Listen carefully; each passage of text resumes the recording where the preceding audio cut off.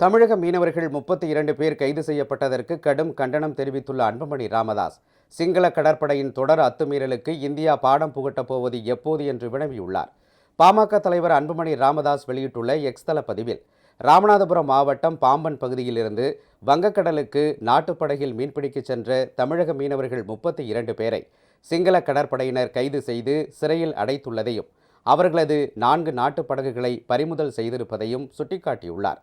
சிங்கள கடற்படையினரின் இந்த தொடர் அத்துமீறல் கடுமையாக கண்டிக்கத்தக்கது என்றும் கூறியுள்ளார்.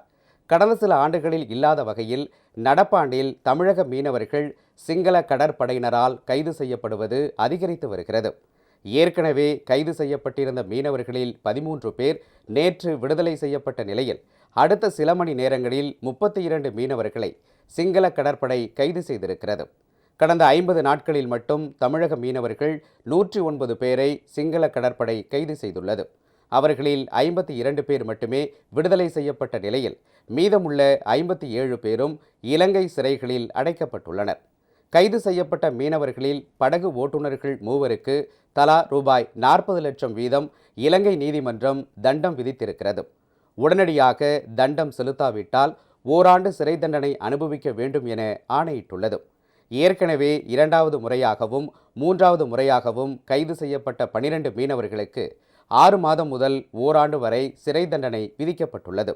தமிழக மீனவர்களின் வாழ்வாதாரங்களை பறிப்பதற்காக இத்தகைய உத்திகளை இலங்கை பயன்படுத்துகிறது.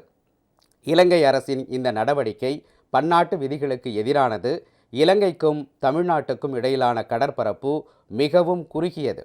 அதனால் தமிழக மீனவர்கள் இலங்கை கடல் எல்லைக்குள்ளும், இலங்கை மீனவர்கள் இந்திய கடல் எல்லைக்குள்ளும் நுழைவதை தவிர்க்க முடியாது.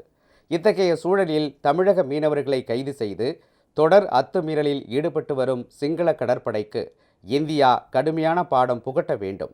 அது மட்டுமின்றி இலங்கை அரசுடன் பேச்சு நடத்தி மீனவர் சிக்கலுக்கு நிரந்தர தீர்வு காண நடுவண் மாநில அரசுகள் நடவடிக்கை எடுக்க வேண்டுமென அன்புமணி வலியுறுத்தியுள்ளார்.